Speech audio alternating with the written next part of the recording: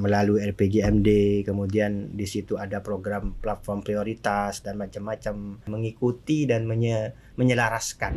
UMKM ini sebenarnya memberikan sumbangsih PAD yang cukup besar karena Jawa Timur ini memiliki kabupaten kota dan setiap kabupaten kota itu mesti ada BAM UMKM. Ya UMKM ini jalan luar biasa ketika misalkan ada satu produk yang sudah go internasional misalkan, iya itu iya.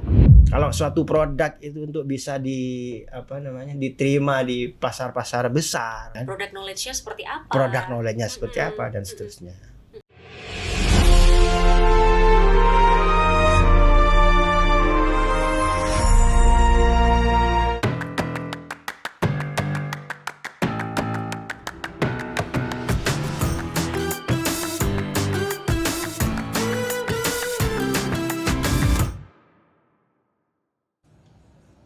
Sektor usaha mikro, kecil, dan menengah atau UMKM menjadi salah satu tulang punggung perekonomian Jawa Timur.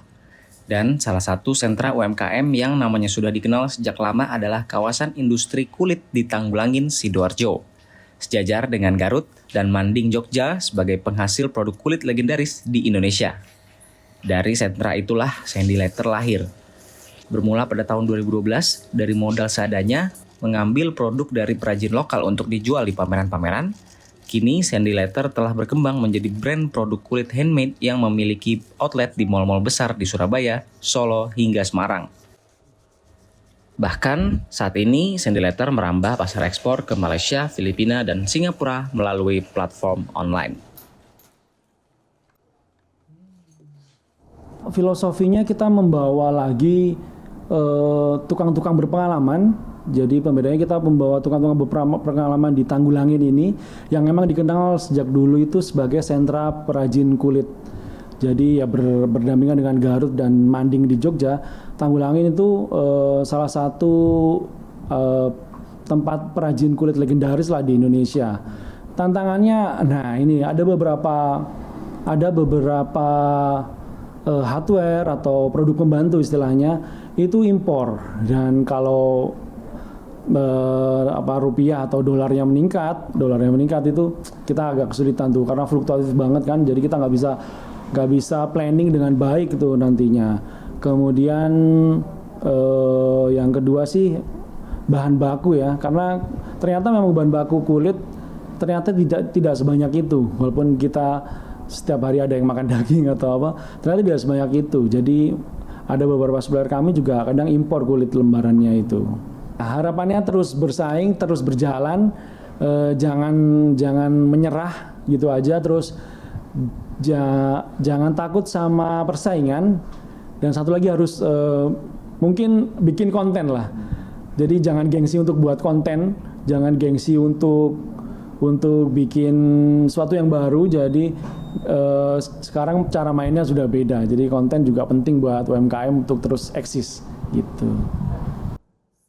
Perjalanan Sandy Leather membuktikan bahwa UMKM lokal mampu bersaing, bahkan mampu menembus pasar ekspor. Namun, Sandy juga mengakui tantangan bahan baku yang sebagian masih impor dan fluktuasi nilai dolar membuat perencanaan usaha menjadi tidak mudah. Disinilah peran pemerintah daerah diharapkan bisa lebih hadir, dan ternyata harapan yang sama juga disuarakan oleh masyarakat umum. Untuk produk lokal kan saya biasanya buat cari tas atau dompet tuh biasanya saya coba di mall gitu ya, dengan brand-brand yang macam-macam juga, jadi ada beberapa produk lokal juga. Cuma saya lihat di sini juga kualitasnya nggak kalah saing sih, karena biasanya saya lihat dari jahitannya tuh, terus sama bahan kulit asli sih. Itu yang penting karena orang tua saya punya kulit asli yang dari Tanggulangin, itu udah lama dan masih awet banget. Sandy Leather adalah contoh nyata bahwa UMKM lokal bisa naik kelas. Dari lapak pameran mingguan di Solo hingga rak outlet mall dan keranjang belanja digital di 3 negara. Tapi di balik pencapaian itu ada tantangan yang tak bisa diselesaikan sendirian. Ketergantungan bahan baku impor, fluktuasi dolar, dan ketatnya persaingan dengan produk luar menuntut pemerintah daerah Jawa Timur untuk lebih hadir secara konkret. Bukan hanya saat pameran dan seremonial, tapi dalam ekosistem yang mendukung, yaitu kemudahan bahan baku, akses pasar, pelatihan digital, dan regulasi yang berpihak. Seperti kata Sandy, jangan mudah menyerah dan jangan takut mencoba hal baru. Tanggulangin punya cerita besar dan cerita itu layak untuk terus diangkat. Pergi ke pasar membeli nasi, Cakep. singgah sebentar di kedai makan. Cakep. UMKM adalah tulang punggung negeri ini. Tanpa mereka, ekonomi rakyat bukan apa-apa adanya. Selamat datang di podcast Suara Jatim bersama Metro TV, ruang pembicaraan yang menghadirkan suara-suara penting di Provinsi Jawa Timur. Hari ini kita akan bicara tentang ekosistem yang sesungguhnya menjadi tulang punggung ekonomi Indonesia, khususnya Provinsi Jawa Timur, yakni usaha mikro, kecil, dan menengah UMKM.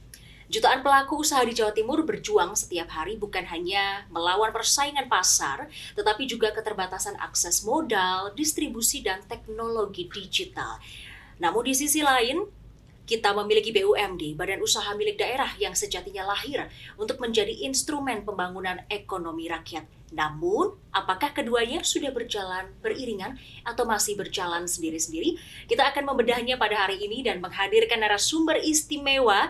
Ada Ketua Fraksi Nasdem, sekaligus anggota Komisi C DPRD Provinsi Jawa Timur, ada Bapak Muhammad Nasih Askal. Halo Bapak, Ya, halo, apa kabar? Mbak. Baik, alhamdulillah. Sibuk apa Pak sekarang? Ya masih sama, sibuk ke kantor, sibuk studi banding, macam-macam lah, Tentunya kegiatannya mewakili suara rakyat ya Pak ya. pastinya. Apalagi hari ini kita akan membahas tentang UMKM, begitu ya Pak. Nah, bicara soal UMKM, sejauh ini bagaimana Pak Nasih ini melihat kondisi UMKM di Provinsi Jawa Timur? Ya, terima kasih Mbak atas waktunya. Pertama tentu kita melihat bahwa keberadaan UMKM yang ada di Jawa Timur ini ya kalau mau dibilang on progress ya on progress karena kalau kita klasifikasikan UMKM itu kan sebenarnya kan ada yang kalau kita melihat seberapa banyak modal yang sudah dikelola, kemudian seberapa banyak pasar yang bisa dijangkau, itu kan ada klasifikasinya kan. Dan kalau melihat ininya sebenarnya ya trennya masih positif gitu ya. Bahwa dari yang awalnya low kemudian sudah menjadi middle, kemudian sampai ada juga. Saya kira intinya adalah bahwa dari sekian banyak UMKM yang ada di Jawa Timur memang ada banyak faktor yang menentukan kenapa UMKM ini bisa terus bergerak ya. Pertama dan ini yang utama saya kira bahwa pelaku UMKM kita itu kan ya kalau mau dibilang mereka bergerak karena didasarkan kebutuhan primer mereka. Jadi mereka membuka usaha karena mereka ya harus bisa survive dalam kehidupannya. Itu yang prinsip ya. Dan saya kira ini juga menjadi sesuatu yang kalau mau dibilang tidak akan bisa dipengaruhi oleh kondisi apapun, ya sebenarnya UMKM itu ya kenapa dibilang menjadi tulang punggung, karena itu menjadi kebutuhan masyarakat. Ya. Kemudian bahwa kemudian ada hal lain yang harus bisa mendukung terhadap keberlangsungan daripada UMKM ini ya tentu di sini pemerintah menjadi sangat wajib hukumnya. Kenapa? Karena ketika bicara UMKM, masyarakat itu kan sudah memberikan sumbangsi yang cukup besar terhadap negeri ini gitu ya. Terhadap Jawa Timur lah kalau bisa kita bilang spesifik Jawa Timur. Dan ya harus ada timbal baliknya bahwa pelaku UMKM ini sudah melaksanakan kewajibannya, maka kemudian haknya harus terpenuhi. Bahwa UMKM ini memiliki hak untuk berdaya guna, bahwa UMKM itu memiliki hak untuk berkembang dan seterusnya. Itu menjadi kalau saya katakan ya itu ya bukan orang lain, bukan siapa, tapi pemerintah yang wajib untuk memberikan perhatiannya. Gitu. Oke. Tapi kalau kita melihat postur APBD Jatim 2026 ini, sejauh mana sebenarnya Komisi C melihat kontribusi BUMD itu sendiri dalam mendukung pemulihan ekonomi di level UMKM, Mas? Ya, kalau kita melihat spesifik memang kebutuhan masyarakat itu kan memang besar ya, bukan hanya di satu sektor aja, tetapi ada banyak hal yang kemudian juga menjadi. Tetapi bahwa dari semua kebutuhan masyarakat ini ya tetap akan berkorelasi dengan bagaimana pertumbuhan ekonominya. Dan pertumbuhan ekonomi itu berdampak kepada kesejahteraannya, dan itu kan menjadi tugas pemerintah. UMKM ini ya ya memang kita lihat di Jawa Timur itu porsi anggarannya memang besar. Porsi anggarannya memang besar, dan bahwa UMKM ini ada peningkatan misalkan, ya kalau kita melihatnya dari potret besarnya mungkin ya peningkatannya cukup signifikan. Nah, tetapi hari ini sebenarnya yang perlu dilihat adalah bagaimana memotret keberadaan UMKM itu dari seluruh wilayah yang ada di Jawa Timur. Ya, karena kita tidak ingin kemudian Jawa Timur hanya fokusnya di kota-kota besar saja misalkan. Semuanya harus mendapatkan perhatian secara serius dari pemerintah. Karena semuanya punya peran yang sama. Semuanya punya peran yang sama. Meskipun bukan berasal dari kota yang besar, begitu ya? Meskipun bukan berasal dari kota besar, dan justru kalau kita melihat pembangunan yang hari ini harus difokuskan, memang yang perlu dilakukan pemberdayaan itu memang ya yang di daerah-daerah itu, yang di pelosok-pelosok itu, gitu. Kenapa? Karena survive-nya masyarakat ya. UMKM ini juga sangat bergantung terhadap bagaimana pasarnya. Kalau contoh misalkan ya di dapil saya misalkan, contoh, karena saya dari dapil Madura, tentu meskipun Madura itu terdiri dari 4 kabupaten dan sudah terhubung dengan yang namanya jembatan Suramadu, tetapi masih sangat minim yang namanya fasilitas-fasilitas dari pemerintah, sehingga keberadaan UMKM pun juga akhirnya untuk bisa melaju pesat juga agak sedikit terhambat. Jadi karena infrastruktur misalkan tidak terpenuhi secara optimal, maka ya kemudian ini juga kenapa saya katakan tidak hanya spesifik berbicara tentang anggaran yang disediakan misalkan melalui BUMD, pinjaman modal, tetapi ini berhubungan dengan anggaran pembangunan secara menyeluruh, ya. Dan ya tentu kalau saya di sisi sebagai anggota Komisi C, tentu dengan mitra kita ya kita sampaikan, kalau dengan BUMD ya kita sampaikan ya bahwa BUMD ini di bawah pengelolaan dari Biro Ekonomi. Maka Biro Ekonomi di sini harus bisa memotret ya keberadaan UMKM ini, untuk kemudian ya kalau tadi saya katakan harus ada peningkatannya itu ya tidak hanya dari sektor BUMD-nya saja, gitu. Tidak dipandang dari sektor tanggung jawab dari bank-bank yang dimiliki oleh daerah, tetapi juga berkaitan sekali dengan banyak hal dari aspek ekonomi itu sendiri. Oke, berarti artinya untuk memutus kesenjangan tersebut itu kita butuh kolaborasi lintas sektor. Kolaborasi lintas Tidak sektor. hanya BUMD, tapi juga dari masyarakat, begitu ya? Iya. Jadi di provinsi itu kan semuanya sudah memiliki tanggung jawabnya masing-masing kan. Bagaimana antar satu OPD misalkan dengan OPD yang lain itu terkoneksi dengan baik. Keberadaan BUMD kalau mau kita bilang dari sisi kebijakannya belum menampakkan sebuah potret di mana BUMD bekerja secara optimal dengan sinergitas yang dilakukan, ya saya katakan belum, gitu. Dan tentu ini menjadi tanggung jawab semuanya, terutama gubernur dalam hal ini, untuk bagaimana memberikan arahan, memberikan instruksi kepada bawahan-bawahannya agar sinergitas ini dilakukan di internalnya mereka sendiri, ya.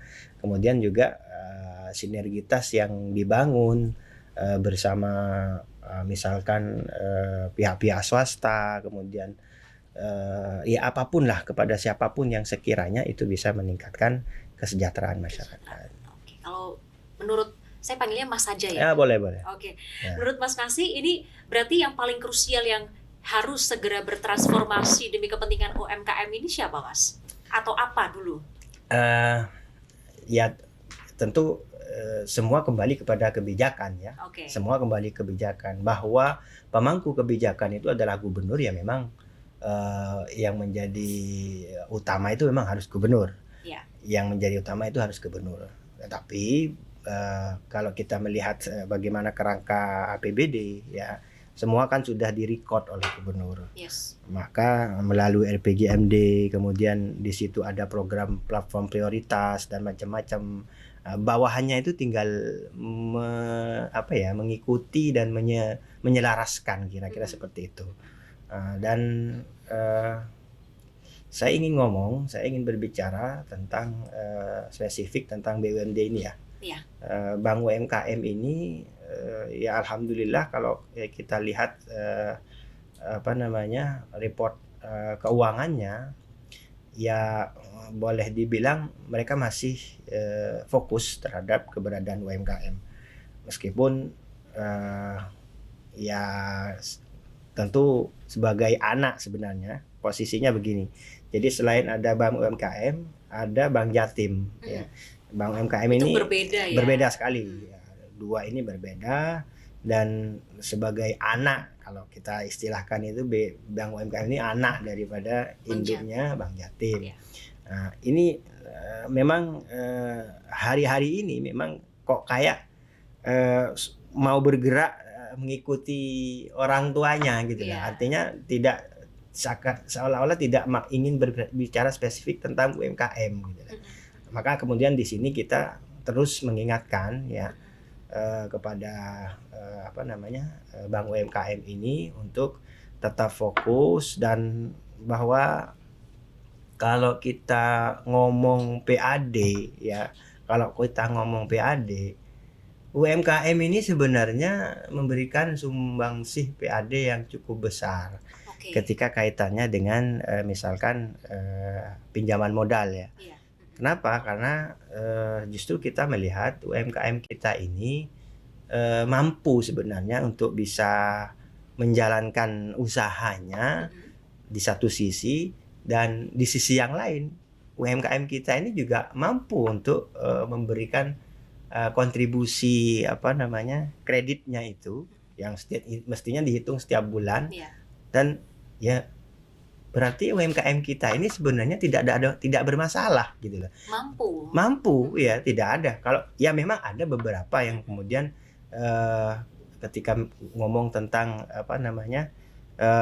kreditnya macet, itu memang ada. Tapi kalau kita lihat secara menyeluruh sebenarnya masih prosentasenya masih cukup bagus. Artinya gitu kuat begitu ya? Kuat, ya. Jadi ya tentu ini hal yang positif yang terus kita sampaikan dan kita suarakan, dan bahkan dalam beberapa sesi kita juga meminta supaya keberadaan Bank UMKM ini juga tidak hanya memberikan pinjaman modalnya, tetapi juga disertai dengan bagaimana pembinaan terhadap ini UMKM. Baik, ini menarik tadi disebutkan bahwa ternyata Bank UMKM pun ini seperti terlihat mengejar induknya begitu ya, untuk keluar dari zona nyaman istilahnya begitu ya Mas. Iya.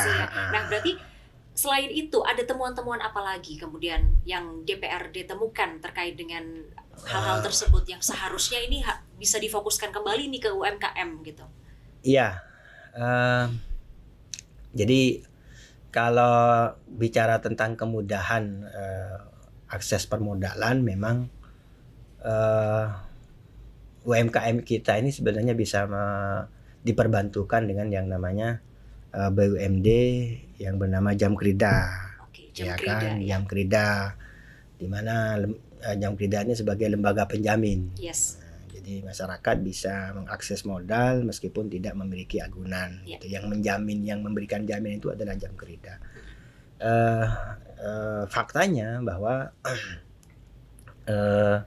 Jamkrida ini ya ngapunten, bahkan juga ini kalau mau dibilang temuan ya dari sisi bahwa semangatnya kayaknya memang merubah gitu ya. Oke. Bahwa keberadaan BUMD itu memang didirikan ya pada prinsipnya adalah bagaimana bisa memberikan setoran PAD yang besar, sehingga memang ada target-target yang dibuat oleh gubernur ya terhadap BUMD ini.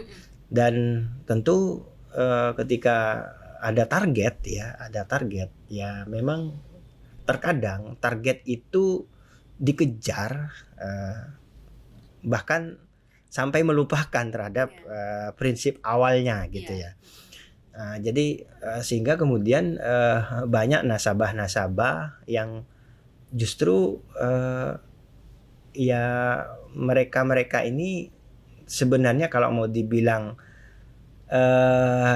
dalam tanda kutip kurang membutuhkan terhadap modal, artinya sudah cukup kuat sehingga tidak perlu diberikan akses modal, karena pertimbangannya tentu harus ada yang diprioritaskan. Betul. Ya.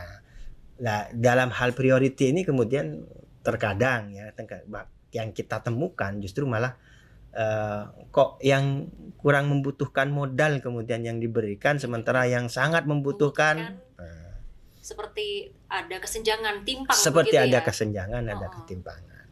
Oke, itu beberapa temuan lainnya. Artinya memang ada target, ada KPI yang harus diraih diberikan oleh pemerintah pusat, tapi jangan sampai kembali lagi ke visi misi awal gitu. Oke. Tapi kalau sejauh ini Mas Nasih, DPRD ini ada mendapatkan aspirasi apa begitu dari UMKM? Kalau bicara spesifik masyarakat, memang justru yang kita record itu yang kemudian kita sampaikan dalam baik forum hearing bersama UMD, bahkan juga dalam beberapa kesempatan kita sampaikan itu kepada gubernur ya.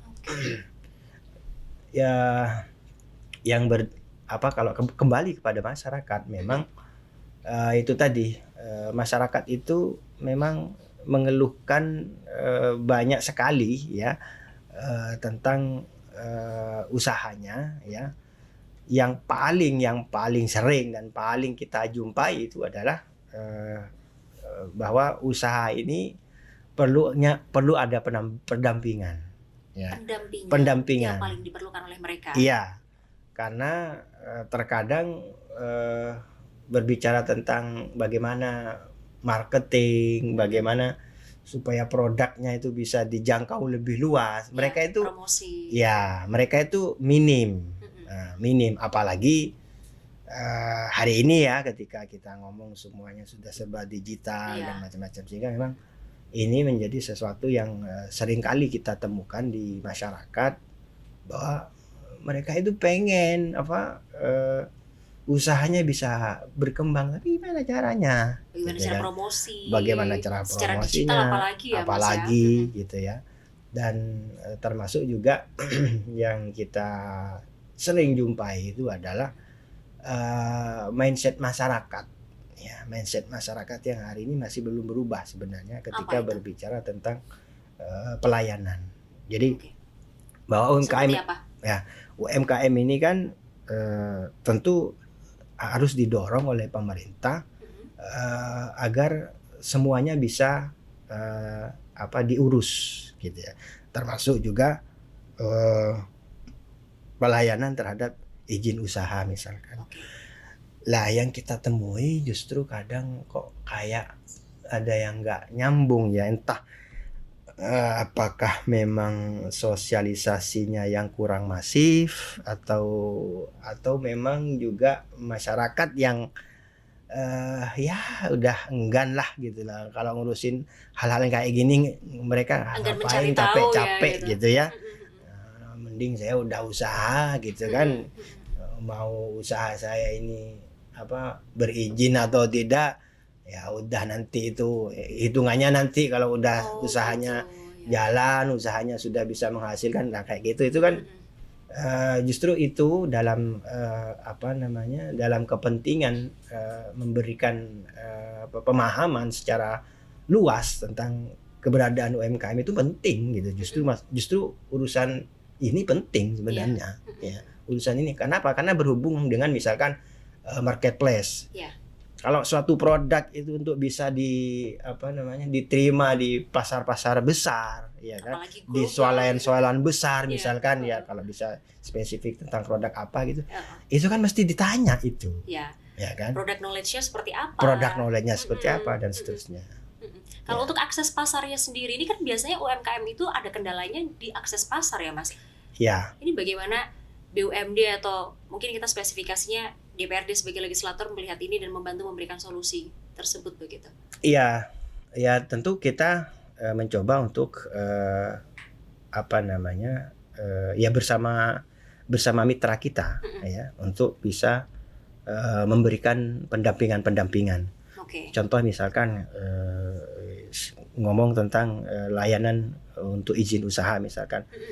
Ya saya sering ikut mitra kita untuk memberikan sosialisasi, di mana dalam sosialisasi itu misalkan di satu hari itu datanglah masyarakat yang dari UMKM itu, pelaku UMKM, kemudian kita sosialisasikan urusan izin dan kita bantu hari itu untuk bisa menyelesaikan persoalan perizinan itu.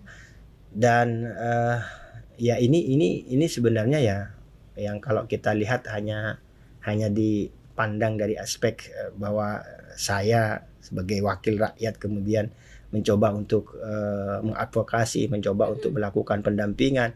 Ya mungkin kalau kepada saya mungkin yang dilihat saya mungkin sudah selesai. Tetapi memotretnya kan bukan hanya dari saya, gitu kan, tapi memotretnya dari banyak hal.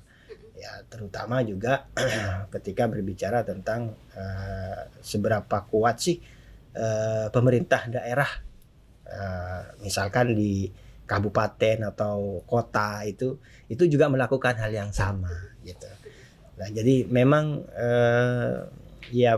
memang pada akhirnya memang untuk menjadi ideal itu memang diperlukan banyak hal gitu. Oke, baik. Dan tidak mudah gitu memang.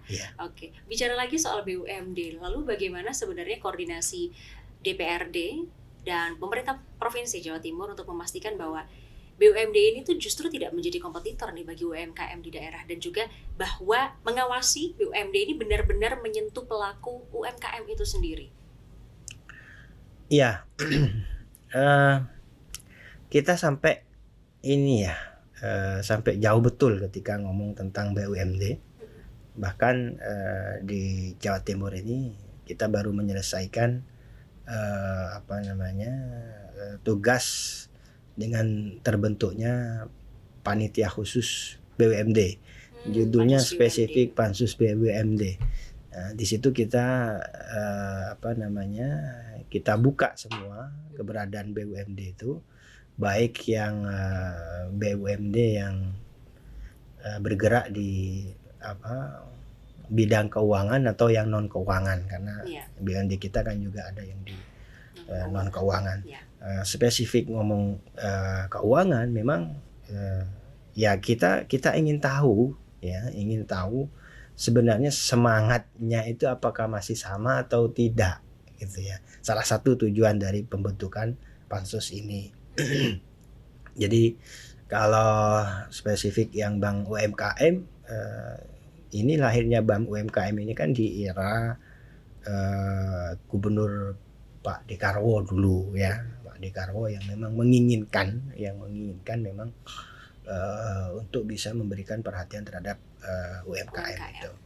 Dan selama sekian tahun memang kemudian terbantu betul yang namanya UMKM itu, meskipun dari sisi bahwa semangat untuk meningkatkan PAD itu juga menjadi sangat kuat ya, karena gini Mbak, ya ketika PAD-nya bertambah maka ya lebih mudah sebenarnya memang ketika berbicara tentang pembangunan gitu ya.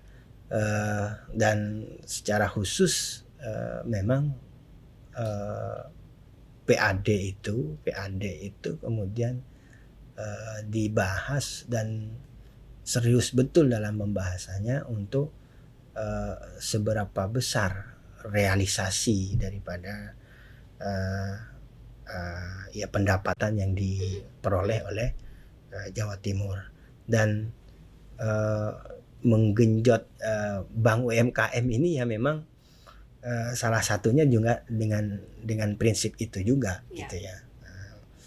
Meskipun tetap kita terus mencoba untuk mengingatkan bahwa Mbak UMKM lahirnya ya untuk memberikan perhatian secara khusus terhadap keberadaan UMKM, baik yang bergerak di dalam bidang pertanian, kemudian bergerak di dalam bidang apa namanya ya banyak hal lah, banyak sektor ya, banyak sektor yang kemudian diperhatikan, dan endingnya memang ya kita melihatnya secara grafik seberapa kuat sih sebenarnya peningkatan daripada UMKM itu sendiri. Kalau UMKM-nya meningkat ya tentu kita memberikan apresiasi terhadap keberadaan bank UMKM ini ya. Meskipun kita juga selalu juga mengingatkan bahwa tidak hanya di situ saja ya peran daripada bank UMKM, tapi ada peran-peran lain ya, termasuk peran ekonomi juga yang harus bisa diberikan. Ekonomi spesifik misalkan bahwa bank UMKM ini juga telah berhasil memberikan lapangan pekerjaan yang cukup banyak. Karena Jawa Timur ini memiliki kabupaten kota, dan setiap kabupaten kota itu mesti ada bank UMKM. Begitu. Jadi tenaga-tenaganya kemudian direkrut dari daerah, dan ya ini penciptaan lapangan pekerjaan yang cukup besar juga. Kalau sejauh ini sektor paling besar itu dari sektor mana saja? Yang UMKM, pertanian kah, perdagangan atau apa saja? Kalau besar secara secara angka spesifik jumlah MKM, saya kira ya masih sangat tradisional, Mbak. Masih sangat kita berbicara di misalkan di sektor kayak pangan misalkan ya. Jadi produk-produk makanan, kemudian itu paling banyak ya Mas ya? Masih ya. Kalau yang di sektor kayak pertanian, perkebunan, karena memang masyarakat kita ini kan yang masih eksis di dalam bidang ini kan juga sebenarnya masih sedikit gitu ya. Ya, apalagi anak muda kita kan sudah mulai nggak mau lah, masa anak muda sekarang harus kembali ke sawah kan. Gen Z nih ya. Gen Z-nya udah ya itu. Ya. Jadi masih didominasi oleh sektor ini. Ya. Oke. Mas, tapi kalau bicara soal kebijakan sejauh ini sudah ada regulasi baru atau kebijakan baru apa Mas untuk memperkuat UMKM dan juga peran BUMD ini sebagai penjamin UMKM? Yang pertama, kita sudah menyelesaikan perda ya spesifik tentang UMKM ini, di mana perubahan dari bank BPR menjadi bank UMKM itu kan kemudian ya semangatnya itu tadi untuk mengingatkan bahwa keberadaannya itu memang betul untuk ya UMKM ini, pelaku UMKM itu sudah. Kemudian hari ini juga kita juga sedang menggodok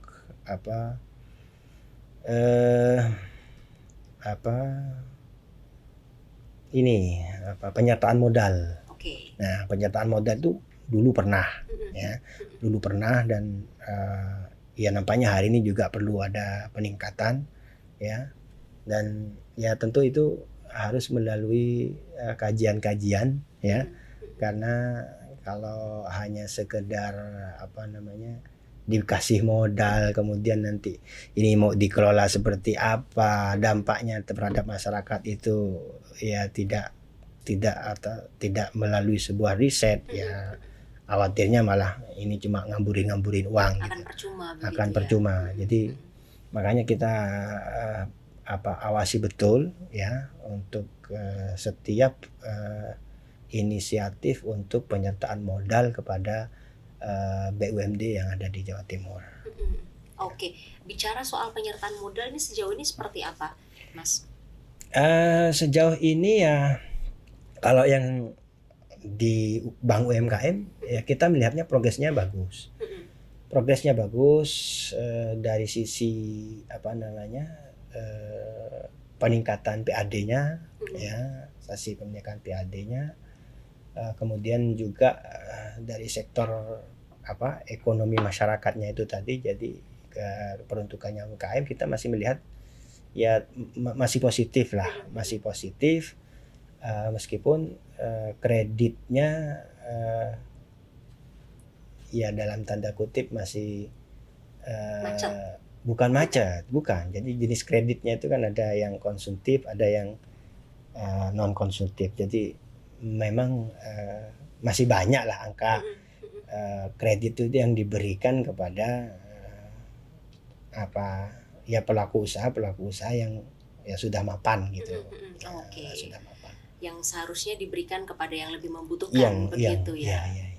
Nah, kalau penjaminan kredit ini kan kalau saya lihat kita bicara penjaminan kredit lekat dengan KUR gitu ya, kredit usaha rakyat. Iya. Begitu ya. Nah, pemerintah pusat ini kan mengatakan bahwa kredit usaha rakyat itu sudah digelontorkan oleh negara hingga awal Mei 2026 ini sudah ada 70 triliun. Itu khusus untuk mikro begitu. Nah, kalau di Jawa Timur sendiri seperti apa? Untuk KUR ini memang masih didominasi oleh yang namanya Bank Jatim.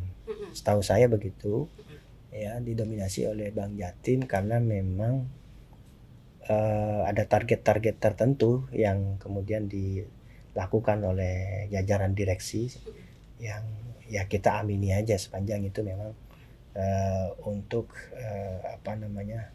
bisa meningkatkan setoran PAD-nya. Dan KUR ini kalau di Jawa Timur ya itu sebenarnya kan bisa diakses kepada baik Bank Jatim maupun BPR. Ya.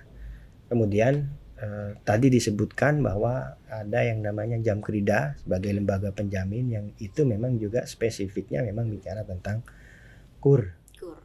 Berbicara tentang KUR. Yang menjadi persoalan sebenarnya memang adalah bahwa pertama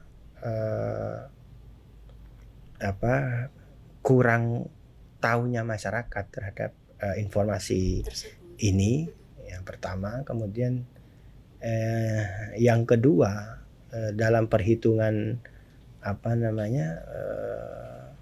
dalam perhitungan perbankan itu kan pasti ada itu.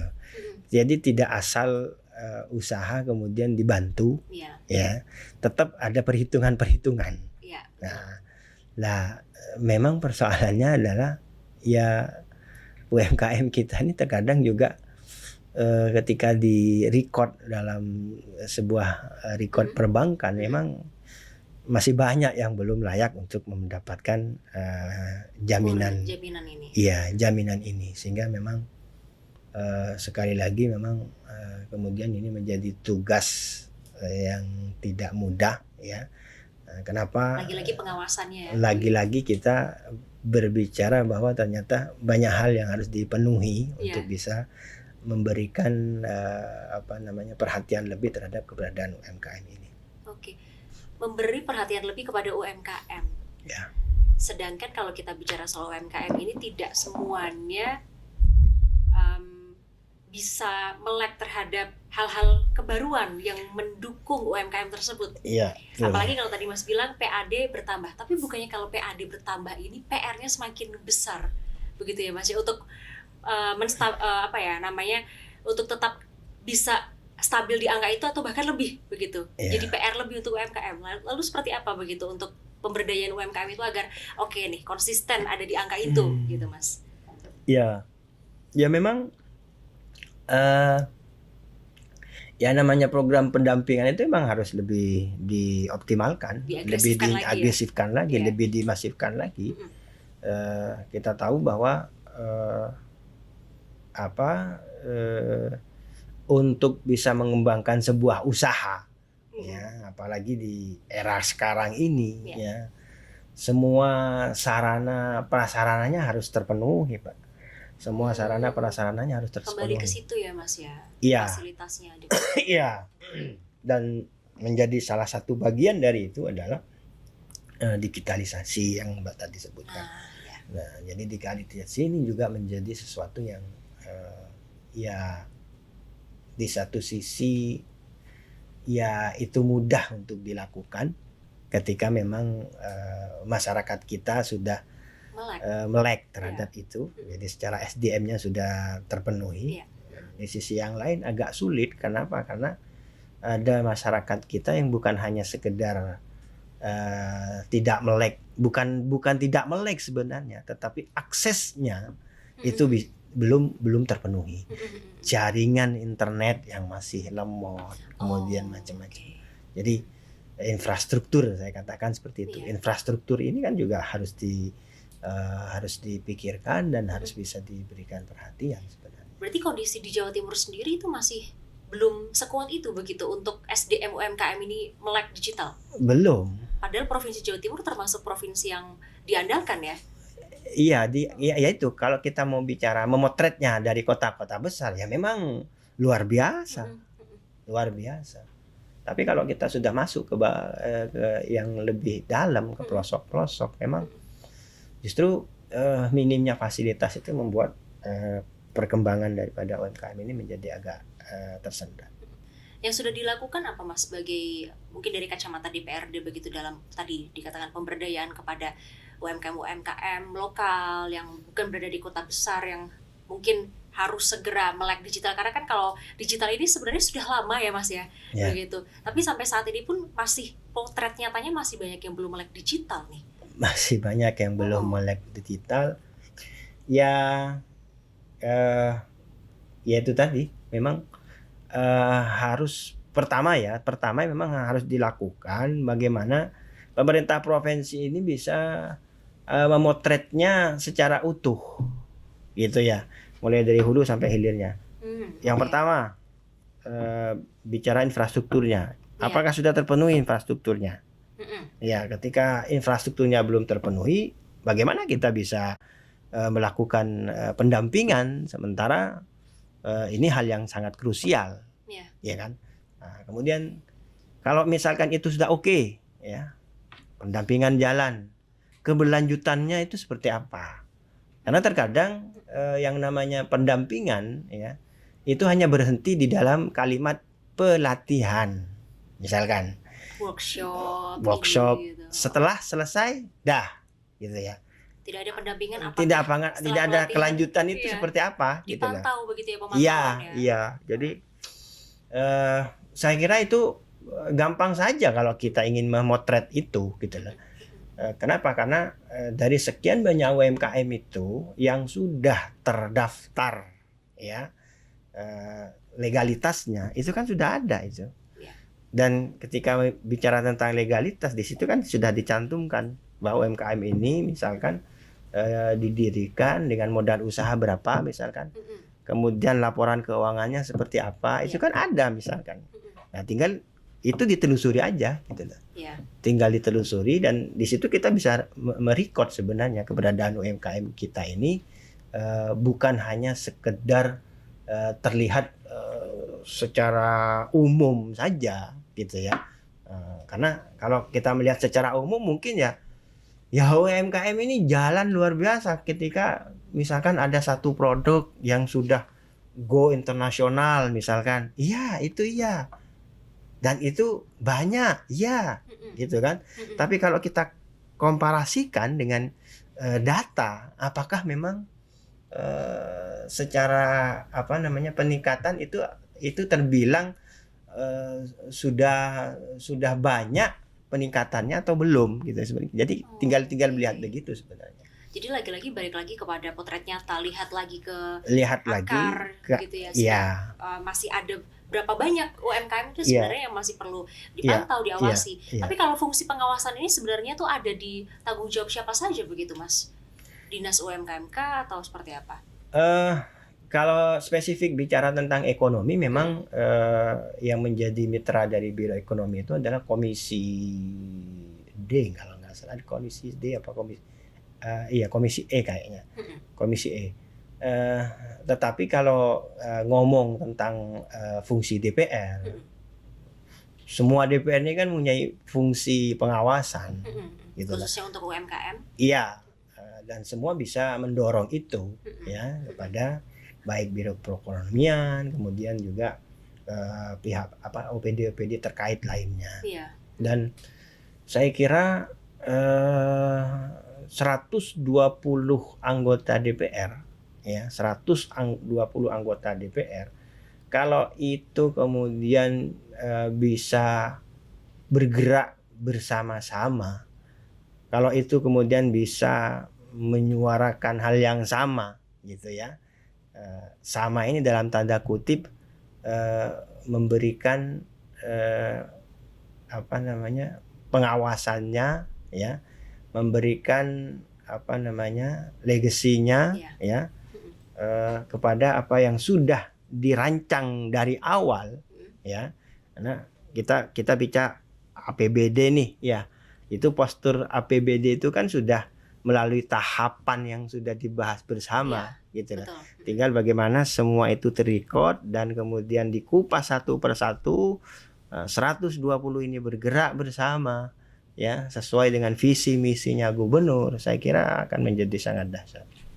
Oke, itu optimis akan menjadi dahsyat jika jika itu bisa ya bergerak bersama. Dan yang paling penting sebenarnya kalau menurut saya,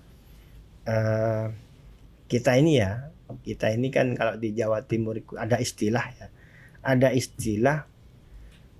tidak ada faksi-faksi, yang ada hanya satu faksi ya gitu. Kalau di kita itu faksi Indrapura namanya. Fraksi Indrapura. Faksi Indrapura. Jadi tidak ada faksi Timur, faksi, nggak ada, satu faksi. Dan ya satu faksi. Dan ini cukup efektif ketika kemudian pemerintah provinsi, eksekutif dalam hal ini gubernur, itu bisa juga bergerak bersama gitu ya. Tapi ketika terkadang ada yang miskomunikasi ini ya, antara gubernur misalkan dengan pimpinan, ada yang miskomunikasi antara secara politik macam-macam gitu kan. Dan ya ini memang akhirnya kalau saya memandangnya memang harus ada forum di luar forum resmi gitu. Harus ada forum di luar forum formal gitu lah.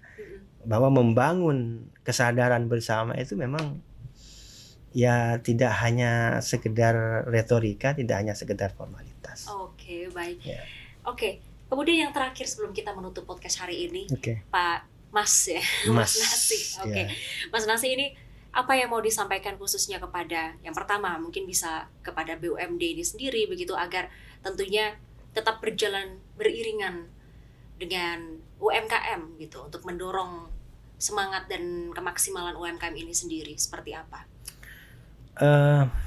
Yang pertama dan yang utama ya tentu yang ingin saya sampaikan kepada BUMD apapun, baik BUMD yang keuangan ataupun yang non keuangan, pahamilah bahwa ketika keberadaan BUMD ini dibentuk, itu memang peruntukannya untuk bagaimana meningkatkan kesejahteraan masyarakat. Betul. Artinya tanggung jawabnya bukan hanya sekedar kepada gubernur, tanggung jawabnya bukan hanya sekedar melapor kepada legislatif, tetapi yang lebih penting dari semuanya itu adalah tanggung jawabnya memang kepada masyarakat. tanggung jawabnya kepada masyarakat. Dan bahwa masyarakat ketika menyoroti setiap rupiah, setiap kebijakan yang dibuat, ya itu sebenarnya menjadi potret bahwa ya keberadaan BUMD ini jangan sampai kemudian bekerja kok malah menurunkan trustnya masyarakat. Iya. Ya, sektor perbankan ini luar biasa, Harusnya mendapatkan kepercayaan. luar biasa. Jadi saya cerita sedikit ketika kemarin isu tentang pansus BUMD ini bergulir, Ya. sempat ada kekhawatiran. Apa saja Ya. itu? Kekhawatirannya adalah karena identiknya kalau sudah pansus ini kan mindsetnya berarti ada kasus ini, ada masalah, misalkan begitu. Oke. Kan ya, begitu. Karena Biasanya ada pansus begitu. karena ada masalah dulu. Ada masalah dulu. Iya. Sehingga memang kemarin itu sempat ada yang tidak setuju ya Dengan terhadap adanya pansus itu. terhadap adanya pansus karena memang ya mungkin pertama ya ngomong tentang Bank Jatim, contoh misalnya Bank Jatim, kalau kemudian trustnya masyarakat ini berkurang atau bahkan sampai hilang, wah ini bahaya ini. Ya ini nasabahnya berhenti semua, wah ini bahaya, ini bisa menurunkan ininya gitu kan. Sehingga kekhawatiran itu memang ya akhirnya mau tidak mau harus dijawab bahwa semangat daripada pansus ini adalah bukan untuk menurunkan grade itu, tapi untuk meningkatkan capaian-capaian yang sudah ada. Nah, artinya bahwa publik itu sangat menentukan terhadap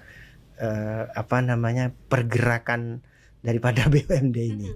Itu. Iya, Sehingga betul. ya itu tadi saya katakan bahwa jangan hanya merasa bahwa tanggung jawabnya sekedar kepada gubernur. Iya. Tanggung jawabnya jangan hanya sekedar melapor kepada anggota DPR. Iya. Yang lebih utama dan paling utama itu adalah tanggung jawab kepada masyarakat. Kepada masyarakat. Iya. Pesan terakhir untuk UMKM yang ada di Jawa Timur sendiri seperti apa? Untuk UMKM survive terus, ya. Terus tingkatkan kemampuan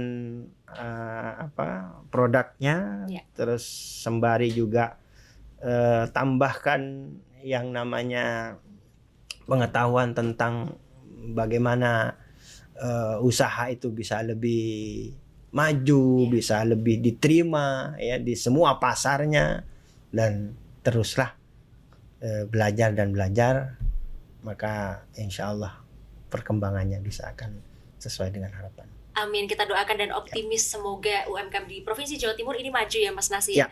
Baik, terima kasih Mas Nasi untuk waktunya hari Sama-sama. ini.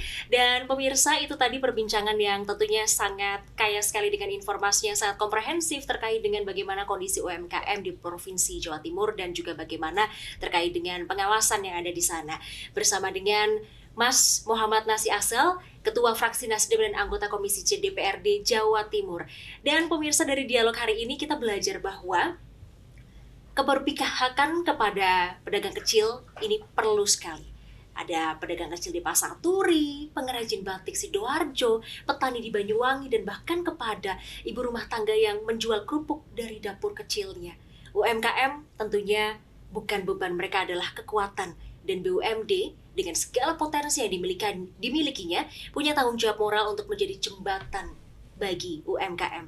Terima kasih pemirsa untuk terus mengikuti podcast Suara Jatim dalam ngobrol bareng Dewan Persembahan DPRD Provinsi Jawa Timur bersama dengan Metro TV, dan jangan lupa bagikan podcast Suara Jatim ini kepada keluarga dan juga sahabat Anda. Sampai jumpa di episode berikutnya. Saya Arbida Donosmito bersama dengan kru yang bertugas pamit undur diri. Sampai jumpa. Terima kasih Mas Nasi untuk Sama-sama. waktunya.